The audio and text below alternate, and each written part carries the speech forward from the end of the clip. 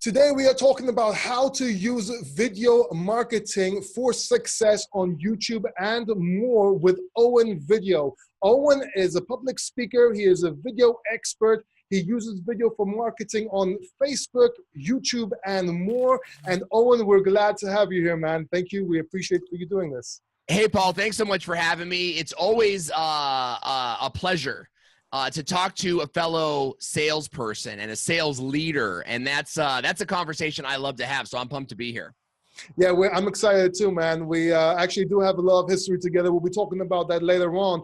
And what people don't understand is that video is right now is the most important means of communication on the internet. If I'm not mistaken, by the end of 2019, over 85% of communication on the internet will be video, according to Google, which owns YouTube. So it's very relevant.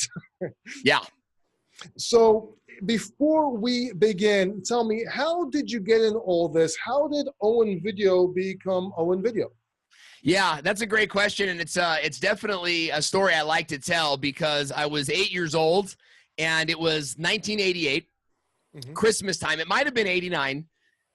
And under the tree that year, we had two big presents for the family. And one was a Nintendo, and the other was one of these big shoulder mount video cameras, right? And you put the whole VHS cassette tape inside, right? So I played with the Nintendo for about 15 minutes, and then I played with the camera for about 15 years. Always as a hobby. You know, it was always something I loved to do, getting my brothers and sisters and cousins and friends together to do sketch comedy. And we did that like all through high school, filming sketch comedy. I still have some of those on my, on a file somewhere out here and whatnot, but always had sales jobs at the same time. So I was working in sales and then using video. And even from an early age, early 20s, 23, I was making video PowerPoints, right? Back in the day, PowerPoint had this feature called a PowerPoint show. So you could make a PowerPoint with animations in it and like transitions, much like the way Keynote works today. And then you could save it or export it as a PowerPoint show. So I would make these very elaborate PowerPoints, with animations where it literally video, where the tree would come in and then the other tree would come in, and then I'd like animate a bird kind of flying from one tree to the other to represent travel and time and space and these different things. Using that and selling it to, giving it to clients, like a client would call us and they'd say, well, tell me about we were a telemarketing company. Tell me about your lead generation services. And I'd say, great. Well, let me learn about you, create the PowerPoint, put their name in it, their logo in it, export it as a PowerPoint show, and then send it to them. And then wow, hook, line, and sinker, man, every time, so we were crushing it. We were building a company. I felt that I got sort of ripped apart from the ownership of that company, sort of like stabbed in the back. And I left. I left in a huff and I had a couple jobs since then and did my best in video or in sales. But I lost another job along the way, and I was like, you know what? I'm done with this. I'm going to go and I'm going to use video the way I always did, and PowerPoints at that time. To make a career. And that's what I did. I went door to door selling video services to local businesses, knocking on doors with my camera in hand and saying, hey, I'll shoot a video for you today. And I built my business that way. Do you think that exact thing would work today, going door by door with a video camera? Yeah, heck yeah. And I think it would work better now than it did then. Like I was able to eke out a living at $20 a video. So here's the deal. I had an arrangement with this startup company that was doing video mapping. They were trying to compete with Google Maps and like Yelp. So when you find something, there was video. It was video based that you would see. So I'd shoot these videos and then sell it to them for $20. It worked. I mean, that worked. Today, I think you would have to charge a lot more. I think there's a lot more demand for it. And I think that videographers today are better than I was ever going to be, right? And that's why I got into the marketing of the video as opposed to the production itself. Today, what I do is I bring together great videographers with the company that we're partnered with, and we create a strategy that shoots the right videos, and then we market them in the right places so that the customers are seeing them and opting into their sales funnels where they're able to convert sales over and over and over again. And that's where I think the brilliance is with video today. And that's why it would work even better today. Yeah. And, you know, I really like the fact that, as a matter of fact, if somebody wants to do something like that now, it would probably be a very good idea to start, because corporate video is where the money is. That and advertising, all these music videos, everyone wants to become a music video producer or director, but they're missing where the money is, and that's corporate video. Yeah, well, it's the battle between art and business. And you know, the funny thing is that business itself is the art, you know. Picasso and Michelangelo, man, they marketed their services. They didn't do the Sistine Chapel for free. Like, are you guys even aware, like, that this is a true thing?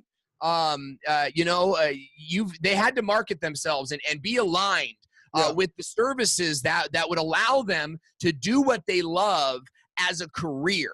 You know, and they changed the world with this. So many of young entrepreneurs out there and video entrepreneurs have that same capability at their fingertips now. And if we master the business side, if you're getting more clients and better clients, you could really make a huge impact in this world. So talking about Picasso said, "Good artists copy, great artists steal." What is your opinion on that? Yeah, man. We have an expression that it's called case the place, right? When you're watching a video, case the place. When you're at the movies, case the place. Copy and steal everything. That's great. Right? That's great. When I agree. When you see something amazing, your first kind of inclination should be like, how do I do that? Mm-hmm. I want to do that. What's it going to take for me to do that? And then start to replicate that as best you can. What will happen naturally is that you'll start to take it in your own direction, and you will add your personality into it in two different ways. Number one, in your inability to perfectly match what you just saw, right? You're going to hack it. You're going to find out, oh, they had lights I don't have. Or, oh, they had script writing skills that I don't have, right? And you're going to make something that's like comparable, and it's your version, and it's you. And that's what you should put on the marketplace, because eventually people are going to come back to you for the personality and the style you put into your marketing versus simply the fact of getting it done, the actual product itself. Yeah, and what I also noticed straight away as soon as we started this, you know, because I did have some basic questions, but already new questions that are arousing, and I love that. I noticed the first thing you did was actually repurpose this video. So you actually started doing a second video. I don't know if you're live streaming on Facebook or just recording for Facebook. No, just recording. But it's awesome. And people should think about repurposing their content. They will save time, but they will also get more out of it. I think that's great. Yeah, and you know what? You got to produce the right piece for the right platform. You know, you've got to produce the right piece for LinkedIn. And you've got to produce the right piece for Facebook. You know, Facebook's not the place for a tutorial. Facebook is the place where you talk about what they could learn from your tutorial. Mm-hmm. You know, hey, you know, if you want to learn, you know, how to sell inside a video, you've got to know three things. It's A, B, and C. And I'll tell you what, I'm going into much greater detail in that in my webinar. If you want to come join me, or live in my group today, if you want to come join me, you know what I mean? Click on the like button or comment below and join the chat bot.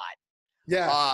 And then we'll alert you when we go live, you know, and now you've got these, that's a good piece for Facebook. It's quick, it's to the point, it's value-based, right? And then they can like say, they can come back to that for later. You could say, oh, well, hey, there's a video in the comment section right now. So just scroll up on this video and go into the comment section and check out what we've put there.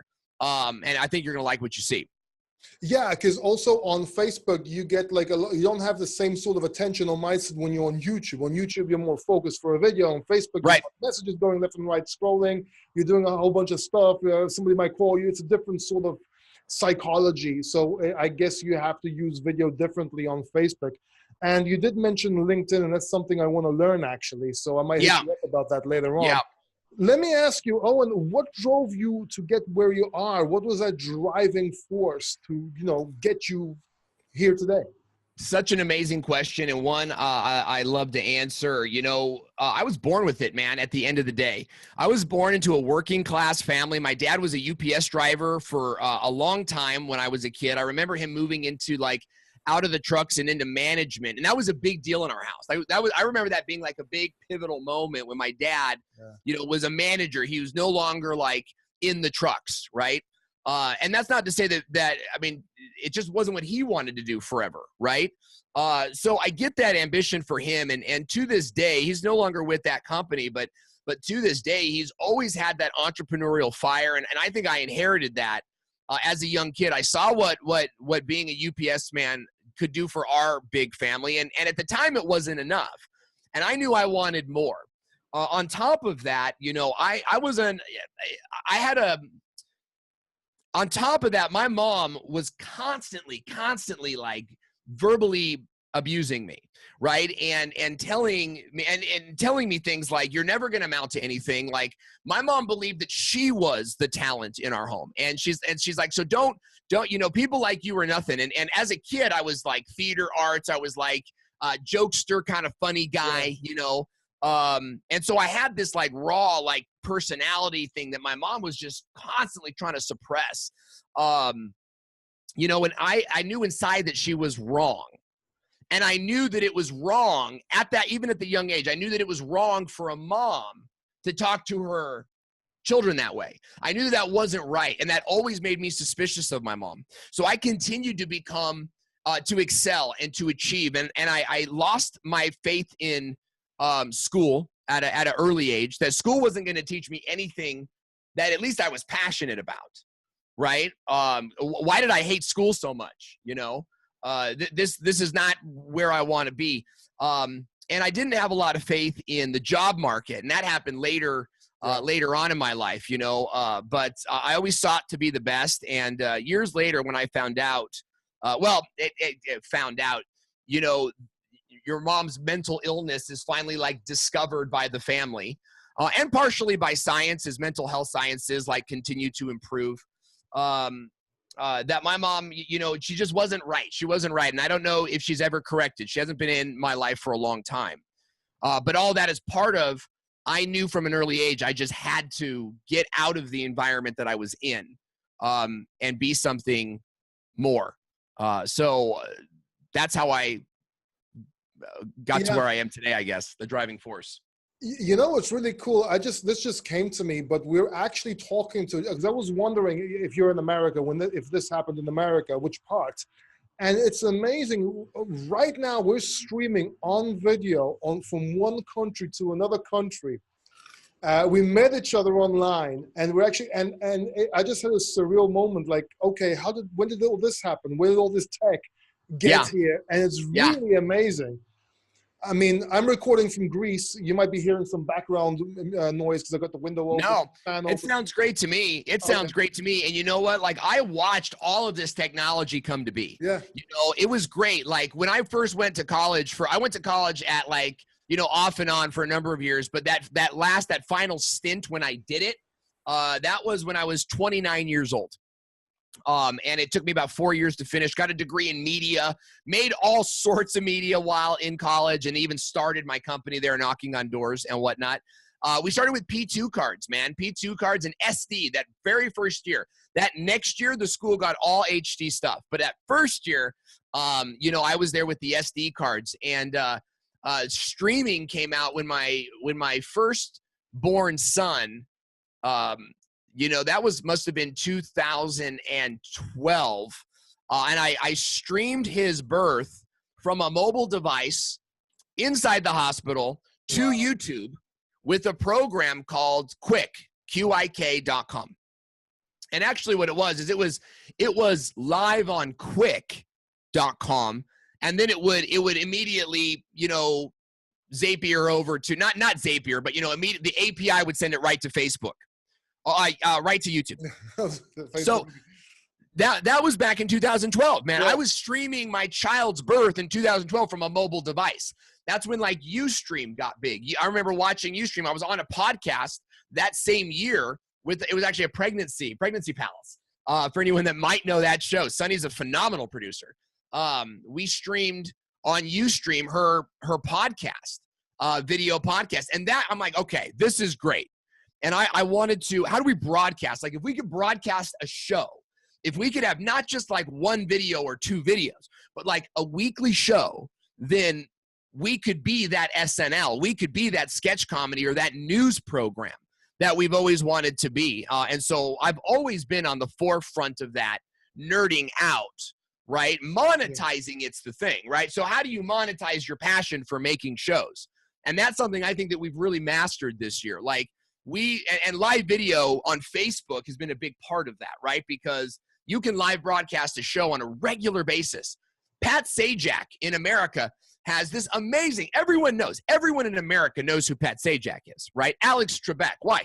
Because they've had weekly shows on the air with a touch of personality for years. And in this media space, you could be creating a weekly show on an ongoing basis and have that kind of fame in your community. And imagine the power of being able to do virtual consultations, which is exactly how we met. Paul was a student in one of my courses, and we became great friends.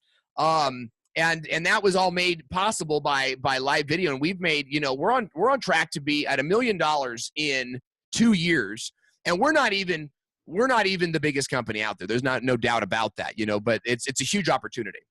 Yeah, and I remember we were talking back and forth on our YouTube videos, and I brought like Nick Nimmin into a group chat with us, and we just and then I was invited to this master course, and I'm like, you know what, this is awesome. I got to learn, and that's one thing I advise everyone to do is always be learning. A lot of people have this ego about not wanting to learn from somebody or not admitting they don't know something, and that's what keeps you back. Talking about that, do you have this mentality? And have you ever had a point where you did the wrong thing, you didn't learn, or you for some reason you didn't go through? Daryl Eves will tell you. Daryl Eves is a close friend of mine. You know what I mean? Daryl Eves will tell you. I've been telling Owen this for 3 years. Jeremy Vest says the same thing. And I am stubborn, but I'm also unknowingly stubborn. I'm a bit of an entrepreneur. Right? I'm a bit of I have an idea. It's 10 o'clock at night. I got this idea. So I immediately go buy the domain name and start attaching my ClickFunnels to it. Right? And like, this would be great. And it's not even the same brand. That's why I have like 5 YouTube channels that all have at least a couple of videos on them. Yeah. Some of my best videos are on channels I uploaded 2 videos to. Yeah. And that's a fun thing to do. In fact, I should actually upload one of those onto my channel now, just to show what it looks like. We did great work, back in the day. We do great work now, of course, but we did some really fun stuff early on. So I was at a mastermind this weekend, and on the question of humility and learning, we were asked the question, what's stopping you from achieving that next level in your business and being great? And the second thing I wrote down was humility. Because I always want to be, I don't want to show it's like imposter syndrome, right? You feel like you're not good enough.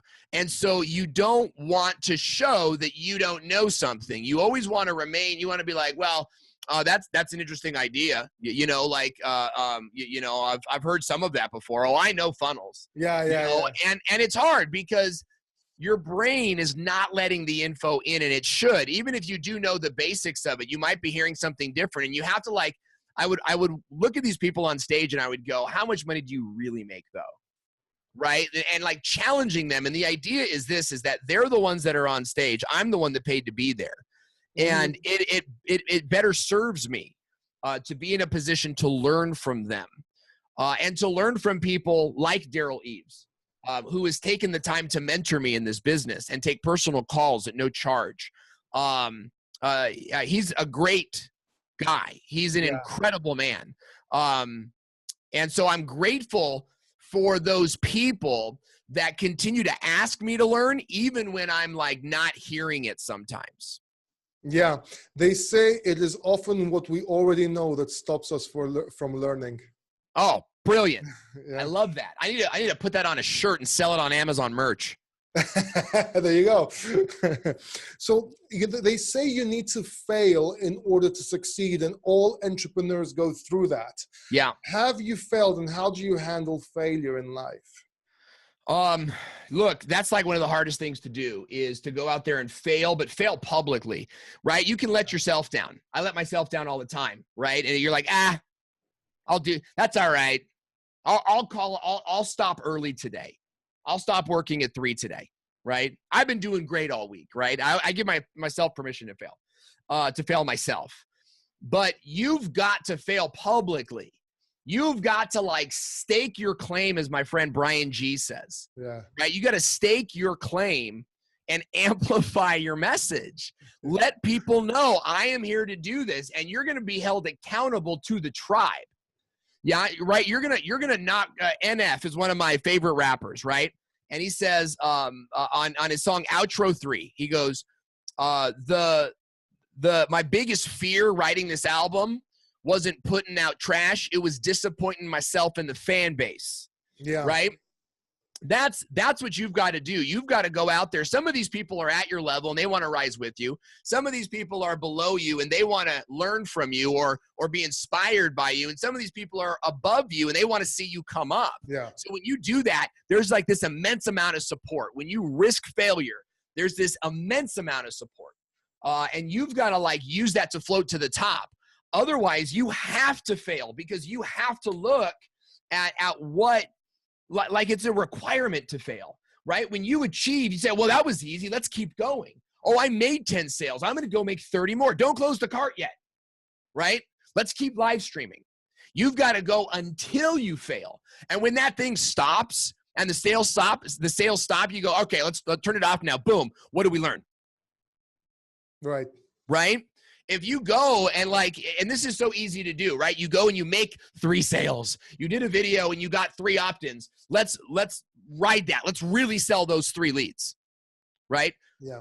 In the big scheme of things, right? You need to turn that faucet back on and develop momentum and let social proof happen to really cause, attention, awareness to come to your business. And through a weekly show, you have that forced opportunity to go live again and do it better and to not stutter this time and to not go deer in the headlights this time and to not think about, the siren going off in the background or to play with it. There's the siren again, the weekly siren live from Chicago, or whatever it is you're doing.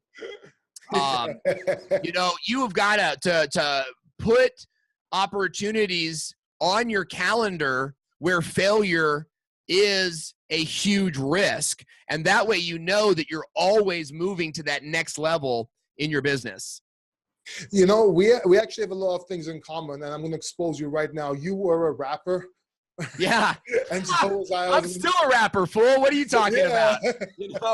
You can take the boy out the hood, but you can't take the hood out the homeboy. You know what I'm saying? Yeah, of course. And we both been in entertainment. We both went through some very heavy illnesses too. Yes, sir. That mindset to keep going, even though you went through that, what was that one thing that helped you get through it? Because life is full of difficulties, and a lot of people say, oh, difficult things are happening to me and use it as an excuse. And I'll say just like this, Owen, right now, my sister died a couple of weeks ago from cancer. My mother. Oh man, I'm so sorry to hear that. It's okay. My mother's getting chemotherapy as we speak. Oh my goodness. And I learned all this when I came back to Greece from Poland as my house was burning down in the wildfires in Kineta. So, and I'm still here doing video. And a lot of people use excuses for, oh, I'm sick, or I don't know, I twist my ankle. And I'm not doubting that it's hard, but what is that one thing that keeps you to succeed? Because yes, you might have to go through harder things. Yes, you might have not be as lucky as other people, if you will. But what's that thing that keeps you moving forward, that drives you to do what you have to do, even under these circumstances, which I know that you have been through? I would say my faith in God. Yes. And I don't mean like a faith that believes God exists. I mean a very deep conviction and understanding that I and this entire world was created by a God who had purpose. And when I look at the sunset and the trees and the beach, and I see that beauty, and the greatness of these trees and the massiveness of this sunset with its colors that inspire us. We look at that and we go, wow, you know, that spark of divinity inside of us. And then I look at me with arms and legs and eyes and the ability to master everything on this planet and turn it into things like microscopic robots and blast spaceships into outer space, and to love people, to love orphans harmed in a hurricane and to take them in and raise them as their own kids. I see that greatness in us, and I believe that greatness is inside of me too. And so when I look at how I'm living my life and I say, am I living in my greatness? Am I living to what I am called to be? You know, and I believe that I'm called to be a leader of impact, to inspire and encourage people to seek their greatness, right? And to help that come out. So I look at myself and I'm like, am I doing those things today? And Paul, I'm embarrassed to tell you, there are many days where I don't do great things, and I slack off, and I I turn off the lights a little too early. I don't do as many videos as I should. I didn't do the planning I should, right? And so on and so forth. But that's what keeps me going, is that one thing, is that said, God made me to be great. Am I being great, right? You know, I'm glad you mentioned that. We do not talk about God enough. I'm not trying, and for those people watching that are religious, not religious, whatever, it's irrelevant. We do not talk about God and faith enough, and it's very important. Actually, my higher goal is a promise to God to make it and to succeed and to help other people to succeed. And, you know, and I'm not going to talk about religion because you know what? Someone asked me about this too many times. I may be 100% sure that God exists, but I'm also open to the fact that I may be wrong. But I'm 100% so I don't know what religion is. Maybe I'm wrong. Maybe what I believe is wrong. It doesn't matter. But this is for another show. I would like to get more involved in it. I know that you preach. I know that you have another channel or gospel or something like that, Owen. Yeah, it's not necessarily religious content, but it's family-centered content. We do talk about our faith. We're much more open with it there, and I think that we do talk about our faith a lot. You know, we don't even realize it. You know, when we say things like, I was made to be more, you're talking about faith. Yeah. When you're talking about your future goals, you're talking about your faith. You know what I mean? And religion, you know, I think refers to something else, which, like you said, is for another show. And I don't dabble too much in that myself. We talk about things that we think will encourage and inspire people, and that, like parenting and marriage. You know, we have a channel, Thriving Sexy Marriage. .com. You know, you can check that out. We've got stuff there. We had a show called The Christian Perspective, which was really like, if you saw my first videos, they were entertainment based. They were sketch comedy. So it was really like well, no, it was more gospel centered sketch comedy, right? And we would sell it to churches as sermon illustrations, and we actually did very well. I mean, I was making money with video since my very first video. Like, it was never in my mind to build a channel or an influence or a reputation, right? It was always in my mind to grow a successful business. So that, you know, I grew up listening to like Jeffrey Gitomer and the Sales Masters. You know, I bought CDs. I was in MLM for years, and I mastered those things, or at least I tried to. Some of my best performing videos on my channel now are sales videos on how to be a better seller. It wasn't until where I'm supposed to be. Yeah, it wasn't until social media came out that all of a sudden, like being an internal celebrity became almost a prerequisite. Like, you had to create for yourself a profile in order to be deemed credible on these platforms. So it's been a fun ride. Yeah. By the way, I'm going to link everything on Owen, his channel, his other channel, down in the description below. Make sure you check that out. I'm also going to leave another link, and I'll also leave a link up here somewhere on a card, about success principles that are in the Bible. I actually made a video because a lot of people think that the Bible talks against success, not succeeding, not being prosperous. You're being misled. I'm not saying believe, don't believe, believe me or don't believe me. I'm just saying Check out the video. You'll be surprised where. No, you know what? I've got a book. I have a book called 40 Business Secrets of the Bible. Really? And it's written by, yes, it's written by an Orthodox Jew. It has nothing to do with Christianity. Oh, I've seen the videos and seminars on that. Yes, I've seen some seminars. Thriftiness and investment. Proverbs 31 talks about the industrious wife who invests property wisely. You know what I mean? Like this thought that like the Christian mom is supposed to be at home, like, you know, like coddling kids all day long. Like it's supported and a beautiful thing. But there's also this wonderful text about, you know, the woman who raises her kids should know about the business and the market and the family's lifestyle and how we maintain. Job was a wealthy man before these things happened. And then all these horrible things happened to him. And then what did he do? He rebuilt his wealth with the blessing from God that reminded him that he was great and redeemed. Oh my gosh, man. Like it inspires me every day to do more, to be more, and to help more people. Yeah, and it's good like quotes, and I'm just close with this on this subject and move on. It's good quotes like, those who wait for the perfect weather to harvest will never see their crops grow. Like, in other words, just start right now, like Nick Nimmin. Yeah. So Nick Nimmin saying start right now is out of the Bible, guys. Brian Fanzo also talks about push the dang button. You know what I mean? Like, you know, he's all about it. And I differ from that. I'm actually in a different camp. I believe that you should think about what you're going to do. You should look at it once or twice. You know, I can't even tell you how many people go live without like recording themselves doing live and then watching it back and saying, okay, what did I hate about that besides everything? Right? Yeah, there's different people in this. Like my one of my mentors, my main mentor, Ben Gay III, and don't laugh at the name. Sure. But he's a living legend in sales. He's all about scripts. He's all about scripts. Learn it perfectly until it's natural. I'm more of an impromptu. It's the rapper in me. Shoot from the hip. Yeah. So let me ask you, Owen, did you lose friends along the way to your success? Did you lose friends? Did you have to leave? Absolutely, man. Absolutely. And I can name some pretty specific circumstances. You know, there was when I got sick, when I was diagnosed with cancer, I saw myself and where I am, and I thought, if I died today, would I be happy with what I achieved?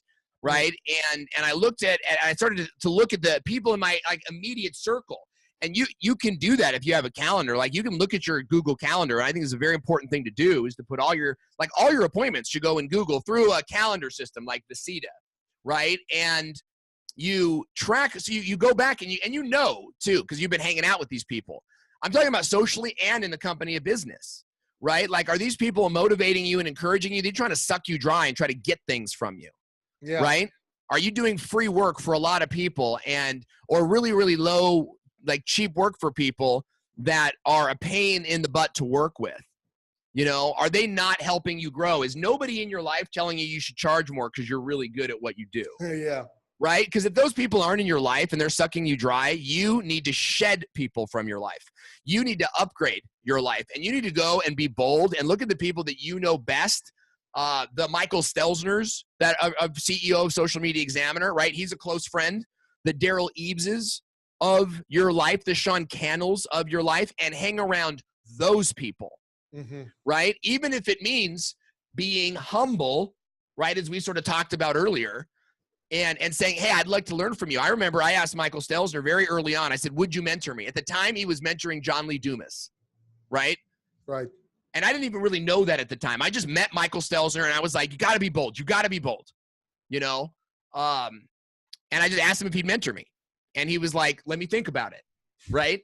And you know, as I got to know him, I hung out with him more. It's like, even with that sort of like implied rejection, you know, which I was smart enough to figure out, but I wasn't offended. Yeah. You know, I was like, I'm not there yet. And then I find out he's with JLD, and I'm like, that's who he mentors. Like, you get a sense of where you are in the marketplace. You know what I mean? So you've got to be in a place where you're willing to shed people and align with the right people. Now, I want to talk about one more experience where we lost friends. And that was in a Bible group, believe it or not. And we were in a Bible group with a solid group of people that we know and love and trust to this day. And we like them. We like them too. But they believe things differently than we believe. And we were going through some verses in the Bible about taxes and rendering unto Caesar. And there was this disagreement with how much belongs to Caesar, right? And I'm sitting here talking about, we're taxed to death. Like, I'm a business owner. We get taxed on this. We get taxed on that. We get taxed when we come in. We get taxed when we go out. I said, we got to remember, sometimes Caesar is asking us for too much. And that's what Jesus was talking about.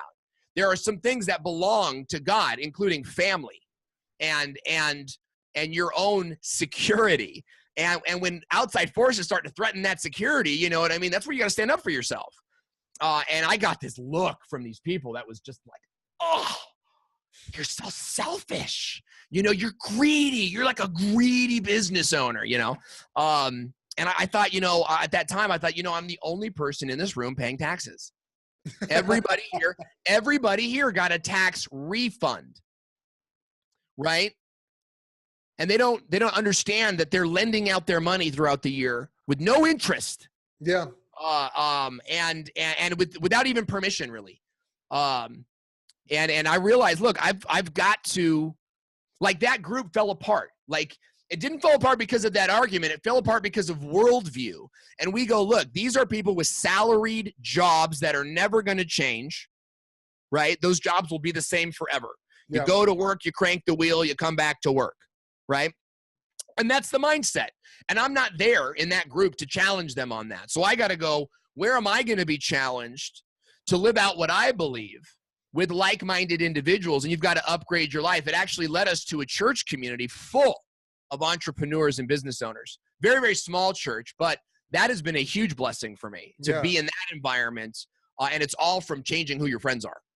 Well, yeah, they say I actually wrote this, obviously, but if you hang out with 5 losers, you'll become the 6th. If you hang out with 5 millionaires, you'll become the 6th. Yeah. And as for generosity, sometimes you have to be selfish until you can become generous. Let's talk a little bit about video marketing. Are we going back and forth between video marketing success and what people need to understand watching this right now? If you're watching this right now, by the way, hit that subscribe button, hit that like button. I kind of totally forgot that, but please do. And please also share this video with somebody you think could find value from this video. We'd really appreciate that.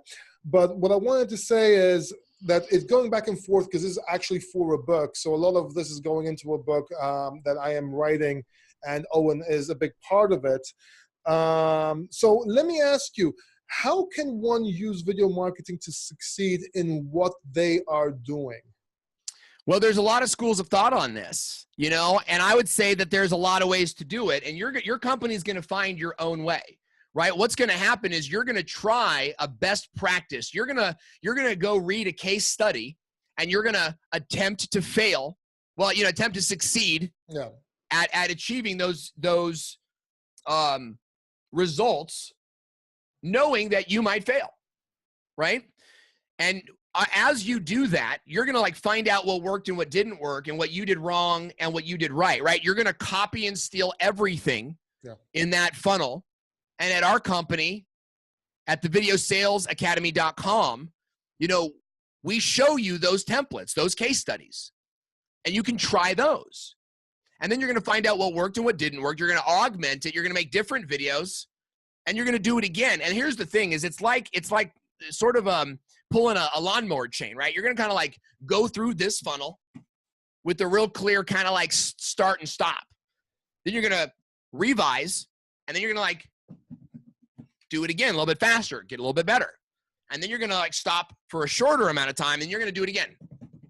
And then you're going to do that until it becomes this thing that's constantly moving in your business, right? Yeah. Just like the way you pull a lawnmower. You got to pull it once, twice, and boom, on that third one, now you're mowing the lawn, and now you're moving. And when that's happening in your business, you've got one funnel converting on one sale, one offer, your best-selling thing, right? Then you move on to some other things, or you add upgrades to that cycle. You say, great, well, we sold this so well, we're selling this so well. how do we sell it better? How do we add an upsell to that? How do we add 3 levels of upsells to that? And that's what we do. We show our clients what to build. And in some cases, we'll help them build it through our private mastermind. And that's an important thing to learn. That's a skill that will last you forever.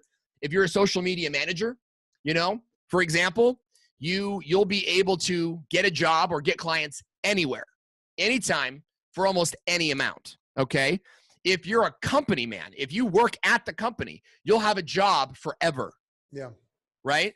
And if you're a business owner, you'll never have to worry about customers. You'll always have a customer acquisition system that's duplicatable. And you can focus on building the business you want, knowing all you have to do is turn on a new funnel. Yeah. And perhaps I had to ask this before that question, but what is video marketing? Like a definition and your explanation of it. Video marketing is video used to achieve a business result, right? Okay. Some would argue that video marketing is like in the creator space. If you're a creator getting paid on ad spend, then video marketing is getting your videos seen. I would agree with that. It's not what we do, right? I don't need to get I don't need to get 7 cents on 1 million views, right? Or whatever. Exactly. I want to make 3 videos that make sales for the rest of my life. And I'll tell you what else I want to do? I want to state my opinion on video. I want my clients to hear what I'm all about, why I'm here, and what my business stands for. And you do that with a weekly show, with an ongoing show. Exactly. Right? So there's that drive in me too. I want my community to know who I am. I work out of my home I don't have a storefront. But what I do have are these little mobile devices that cost $1,000 that every single person in America has. Yeah. Right? Even our poor. Do you realize that our poor have smartphones? Yeah. They have machines that would have been thousands of dollars just 10 years ago. Maybe like 20 years ago. Right?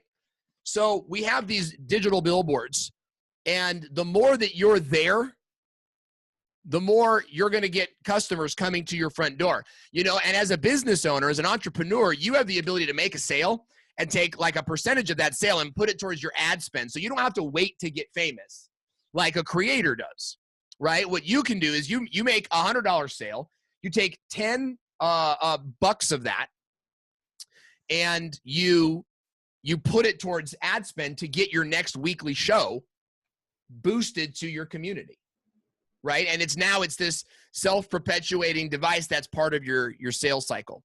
Yeah. So let me ask you something else now. If you were to write a book on video marketing, what would the key messages be? It would be build a video sales funnel, right? TheVideoSalesAcademy.com, guys. Go check it out. Yeah.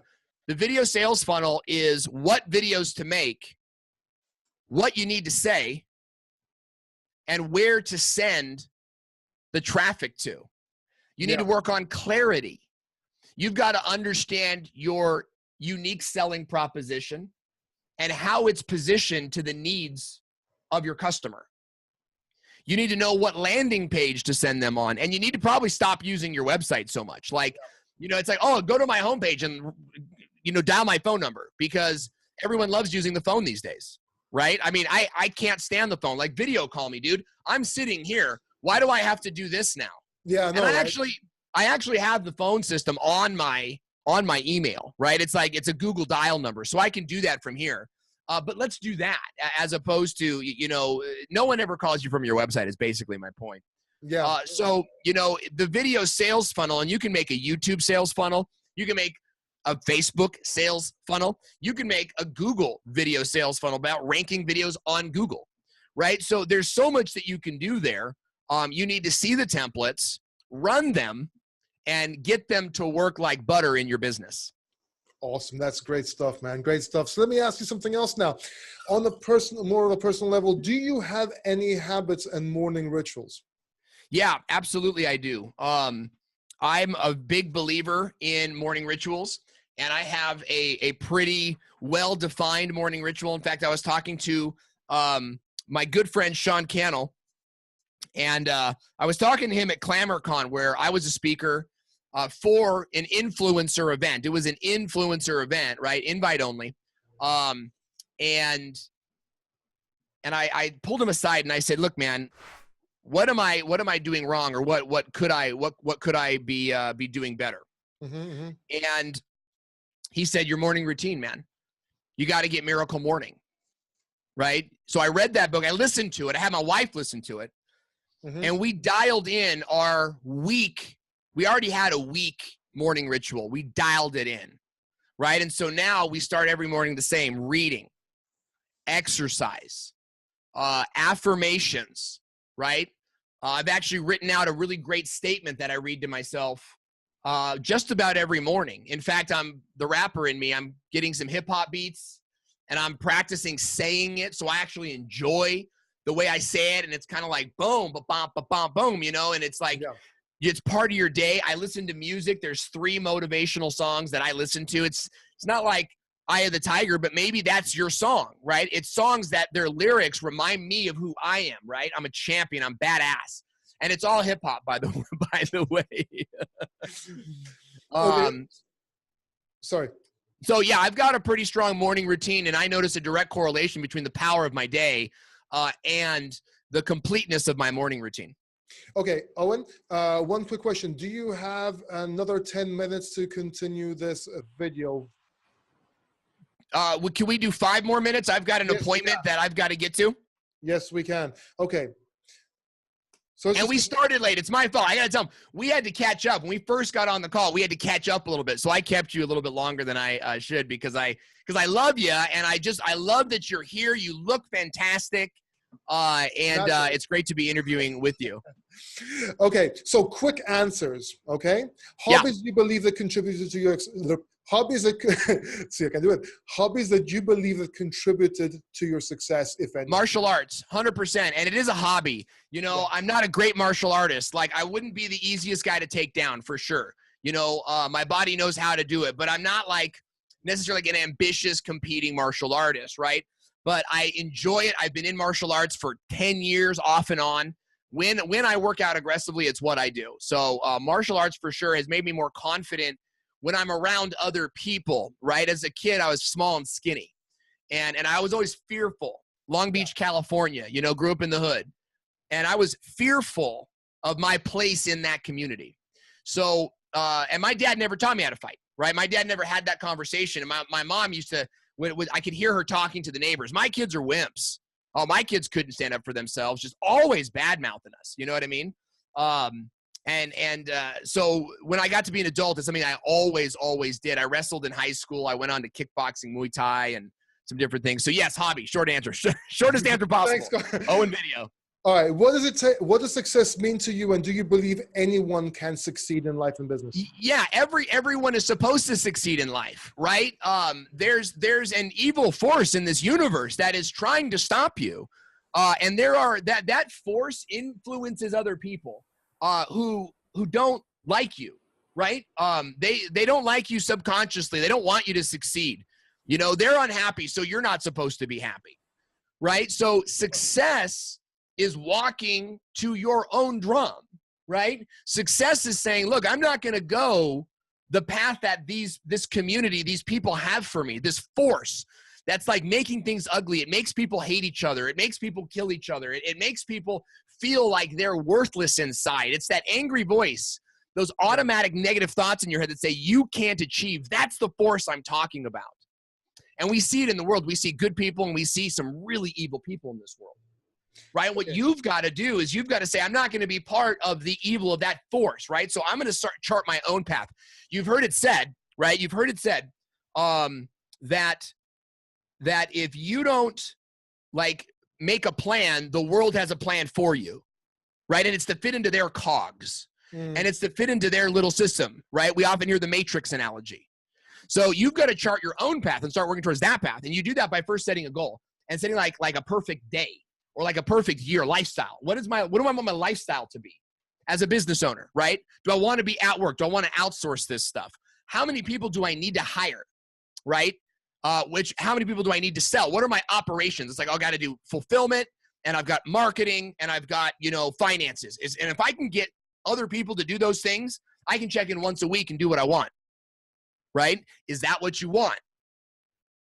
So that's success, is drawing that picture in your head and then working towards it every day. Because just because you made that decision to go in this direction doesn't mean, you're now swimming upstream. Now you're swimming upstream, right? Yeah.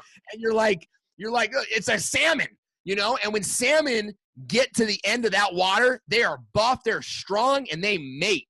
You know what I'm saying? Exactly. And they're like, I'm going to make more of me. I'm massive. And that's why I have 4 kids, because that's what success is. It's not even about achieving your goal. It's working towards it every single day. That's success, my friends. And it's not something you achieve. It's something you are. It's something you do every day. Yeah. One last question, Owen. What question do you wish people asked you and they never do? Oh, man, that's a great question. I know the concept in my head. I'm trying to think of how they would ask that. I think it would be something like, how can I make my online funnels convert better? Right? Like everyone wants, or better yet is, I want, like, how do I improve? How do I create an automated sales system? Right? Because so many people come to me and they're like, I want to make more sales. I'm like, well, how are you making sales now? And it's usually a pretty like legitimate process, like boom, boom, boom. How many times are you running that process? Oh, never. It actually looks like this. Like when at actuality, it's like, I beg and I plead for this guy for 3 weeks, and then he orders from me, and then he doesn't like keep his promise, scope creep, and because we serve service-based companies. So it's always like, and then this happens and it falls apart, right? So the first thing we got to ask is, if somebody came to your landing page, to your initial home, everyone says your home page. It's like ridiculous. Your landing page, right? And they actually took further action. And they did it without you, so that you could get 100 people to your landing page. You could get 35 of them to take action. And then you can get 10% of them to set an appointment. And then you can get 80% of them to close a sale. Right? And you do that on a weekly basis. That's the question I want people asking, because that's the answer to all of their problems. Owen, thank you so much for your time. You were great. Guys, that was Owen video. I want you to go check out his YouTube channel. All the links are in the description down below. He has a lot to offer. I really hope there's going to be a part 2 to this. We had to rush it along. But Owen, thank you so much. We really appreciate this, man. Pleasure to be here. I can't wait to do this again, Paul. Thank you so much. Take care, and I'll see you next time.